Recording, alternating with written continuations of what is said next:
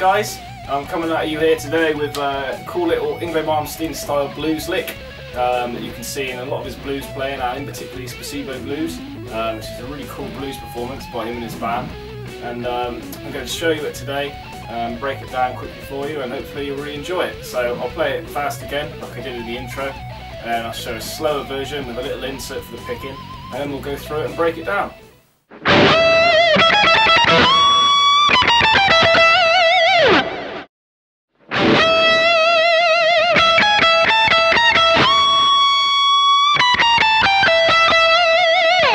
So this lick is based in E minor with a few added chromatic notes and the use of the major third.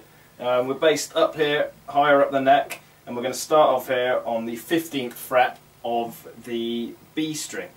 So you want to take that note, which is a D, 15th fret on the B string, up a tone with a bend to the E. And then on the E string we want to hit that same E, but this time will be on the 12th fret, so you've got this. And from there we start sort of a series of pedals on the E, running up a chromatic sort of scale to a keynote in the pentatonic. So basically you've got this. I'll show you now and then we'll break it down. So you can hear on its own, a bit dysfunctional and sort of thing, but all in context it sounds good. So our series of pedals from the E obviously starts on the E, and the first note we want to go up to is the 16th fret on the high E string, which is major third, which is a G sharp. So we want to go to that note and then come back to the E.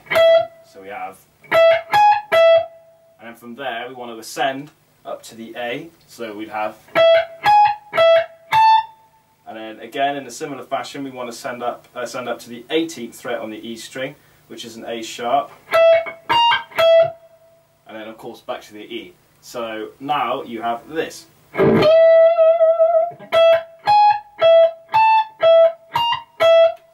That's the first half of the lick, sort of chromatic pedal ascending run, and then from there we get into the sort of last half of the lick, which is quite nice on its own, so I'll show you that now. So from there we finish up from the 18th fret back to our tone of E, and we want to do a nice big bend, bending up a minor third on the 19th fret, which is our B. We want to bend that up so it's the pitch of a D, so we've got, you want to sort of have it lie, sort of creep in between a tone and a minor third bend, so you've got that sort of bluesy, sort of tension-esque feel, like that. And then from there we go down our blues scale, so we'll have the 19th fret, the 18th and the 17th, like this. Very common blues, sort of small lick, sort of cluster note sort of thing. And then we continue down that scale with the 20th fret on the B string, which is our minor third, and then to our keynote of E. So that'll give you this. That's a nice way to end it, but to end this we're going to add another root note on top of, which is an E, and we're going to put that on the G, already high up the neck on the 21st fret, and that's going to be our E there on the G. Now I decided to put that there, I don't know why Yngwie does, but may do, because you can put some really nice heavy vibrato on that, and much more than you can on this one, and it gives it a really nice sort of tone to finish. So I'll show you that now. So we go from our bend, little chromatic run,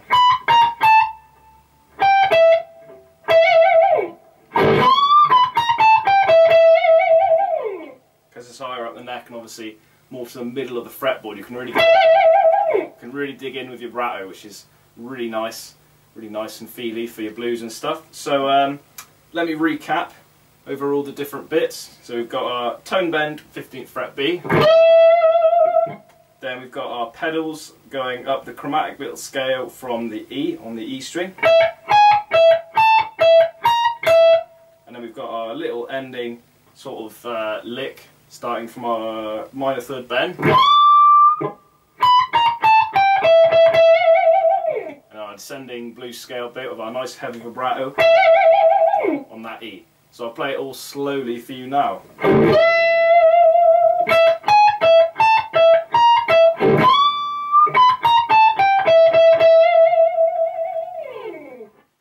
So that's just one way of playing the lick, and that's really a very nice way of sort of starting or ending maybe a blues solo or a little fill or whatever. So there are a few ways of varying it. Obviously you'll find your own as it goes along.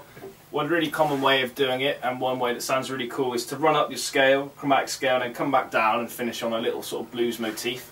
So what you'd basically have is something like this.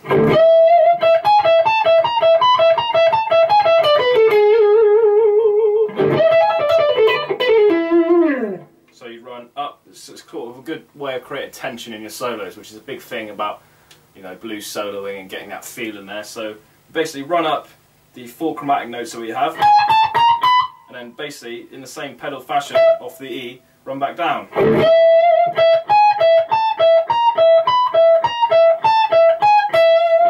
And then you come to E, and then you add whatever sort of phrase you want. So I'd probably add something like a...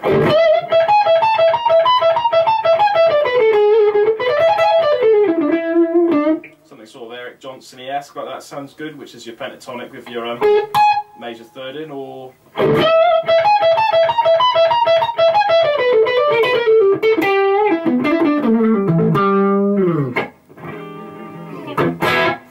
whatever you want, really. There's plenty of ways of varying it, and that's why it's such a nice lick, because you can add it in loads and loads of places. It's really good on the changes, want to turn around in blues sort of thing, and there's a lot you can do. As I said, it's a really nice lick, a lot of variations you can make off that you can use in your own blues rock playing. What I'm going to do now is use it in context with a few other licks over a similar backing to the backing that Yngwie has on his Spasebo blues.